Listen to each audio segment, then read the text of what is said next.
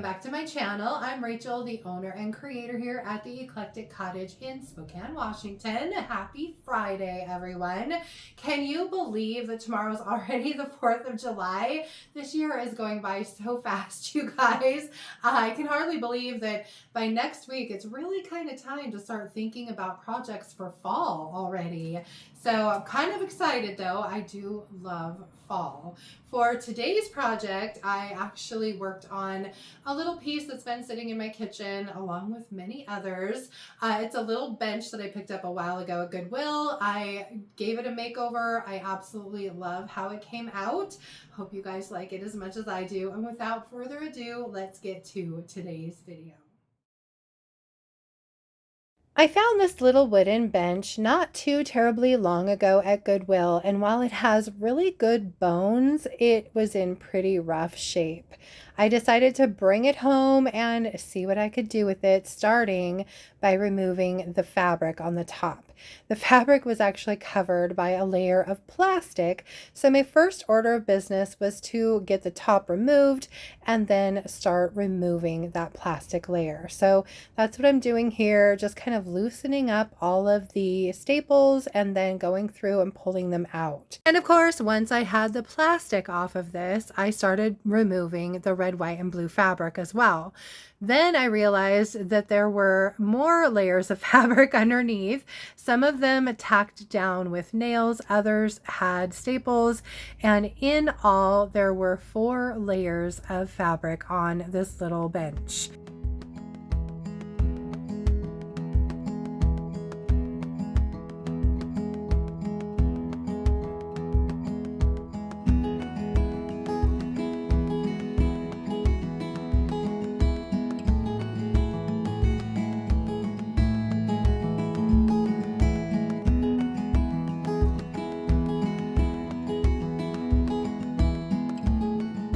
Now, I have to say, the seat of this little bench was very interesting because not only were there 4 layers of fabric and a layer of plastic, it turns out that the batting was actually nailed to the bench itself. So I had to remove those nails, which was an absolute chore because they were bent over on the bottom, just so that I could get the batting off. And then that released these 2 boards that were on the bottom.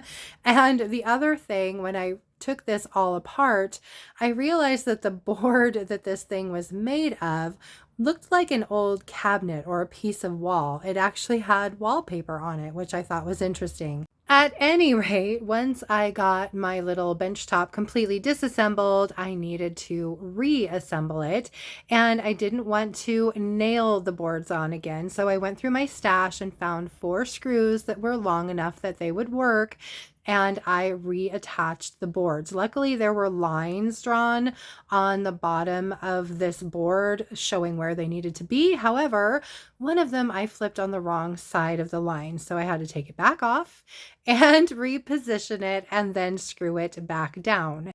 Once I had my boards reattached, I did a dry fit, and I realized that since I had used panhead screws instead of flat screws, they were interfering with the clearance on the little cross beams on the bench. So I had to take them back out and move them into the center of the boards rather than the ends so that I could avoid that issue. But I successfully eventually got the top all put back together again. Now, I did decide to go ahead and reuse the old batting. It was in pretty good shape. It wasn't dirty at all, but I wanted the bench to be a little more cushy, so I added a couple more layers of batting, and then I just cut those out. And once I was done with that, I set the top of this bench aside so that I could go ahead and start working on the base. Now, of course, the first step is making sure that I have a nice clean surface to paint. So I'm starting with my crud cutter and I'm just spraying it down very liberally and then wiping it back with a shop towel. And this should remove any wax or sticky residue or gunk from this little bench before I begin painting. Now, one thing I did notice as I was cleaning my bench is that there were a couple of places where some of the paint was starting to kind of chip off. So rather than just paint over it, I decided it would be wise to go ahead and do a scuff sand on this little bench. So I grabbed some sandpaper and I just went over the entire thing, making sure that I removed any chippy paint and just kind of smoothing out some rough spots.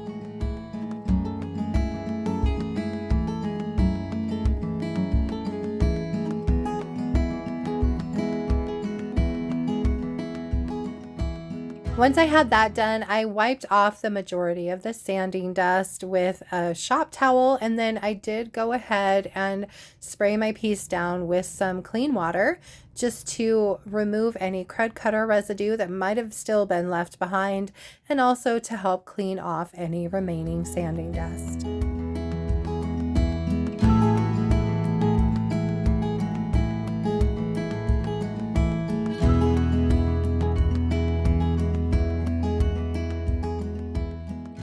Then it was finally time to put some paint on my little bench, and for this project I'm going with DIY's color called Crinoline.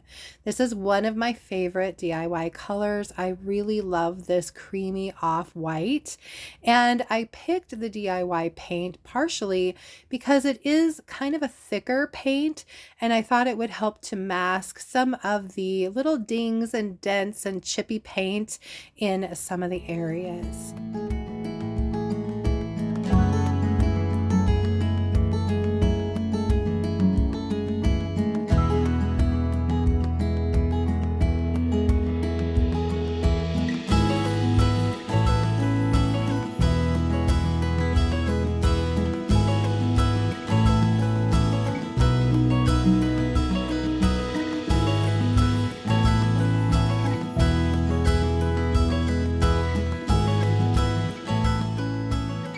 Once my little bench was painted and dry, it was time to take it outside to do some sanding.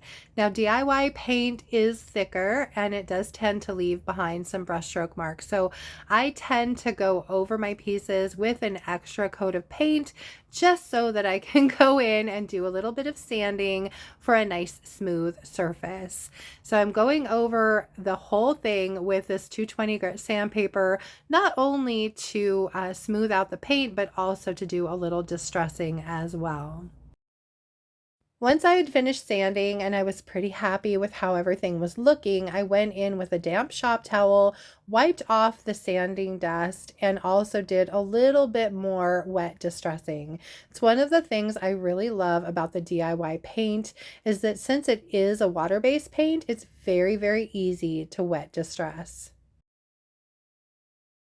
The last step on this little bench base is to seal my paint. Now, since DIY paint is clay-based and porous, it can be reactivated with water, so you need to put a sealer on it, and my go-to is their clear wax. I absolutely love the buttery, smooth, matte finish that wax gives my pieces, and it's pretty easy to apply. I'm just applying it here in a nice even layer with my soft bristle brush, going over my bench section by section and then wiping it back with a dry shop towel as I go. Then once I'm finished applying the clear wax, I'm going in just over the details with some of DIY's dark wax. And for this, I'm using kind of a pointy tipped artist brush and only applying that dark wax into the recesses of the details and then just along the very edges, and then smoothing everything out and removing quite a bit of it, honestly, with a dry shop towel. I only want this dark wax to really kind of highlight some of the edges and the depth in some of the detail on this piece.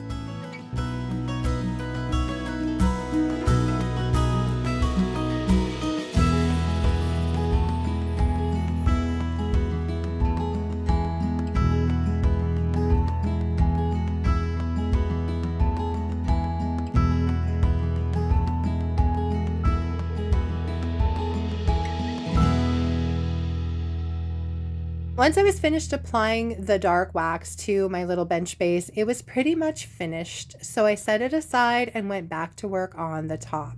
And for that, I decided to go with this beautiful floral fabric that I've had in my stash for quite some time. I've kind of been hoarding it a little bit because I'm almost out of it, but I thought it was the perfect fit for this little bench.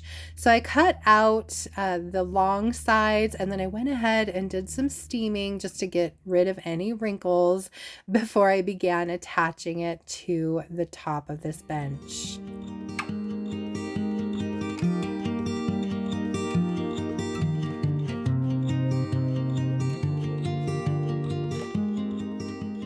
Now, I have to say, there really isn't a good reason why I didn't cut all four sides of my fabric to size before I began stapling it down, but here we are.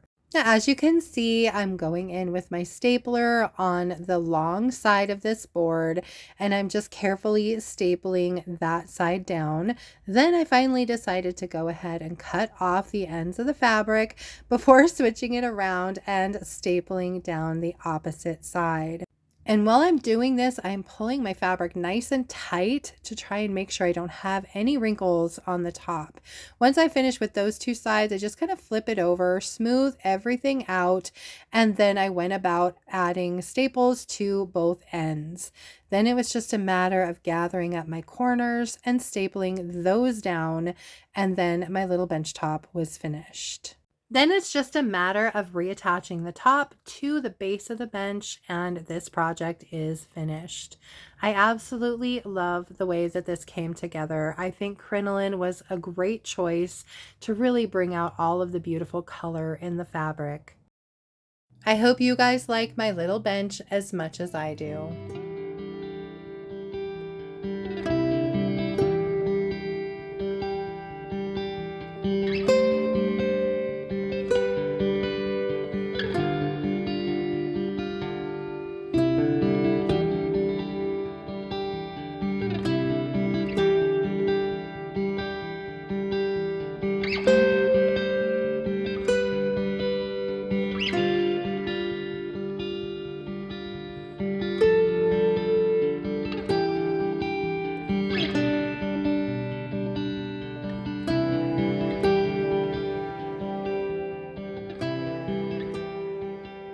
Well, that is it from here for today, you guys. I hope you liked my little bench project.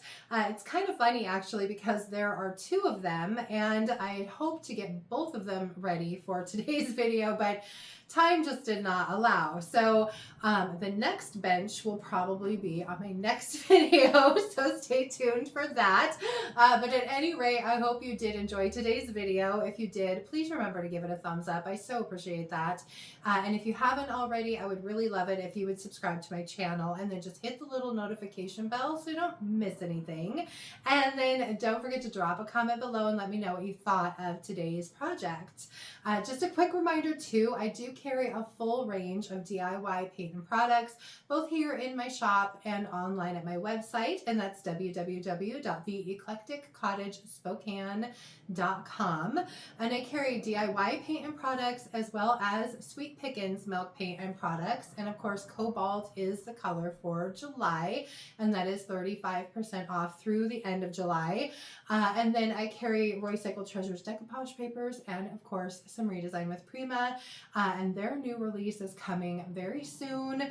Mine is actually on its way to me as we speak, so I will have it in my hot little hands pretty soon. Anyway, then for, let's see, we talked about the next video. It's probably going to be at least the other bench, probably maybe some other things worked in there too. That will be on next Friday, so I hope you guys can join me back here for that. Until then, happy 4th of July, you guys. I hope you're doing something fun and safe, of course, and have a great rest of your weekend and beginning of the week, and I will see you back here on Friday. Thanks so much for being here, you guys. I appreciate it. Bye.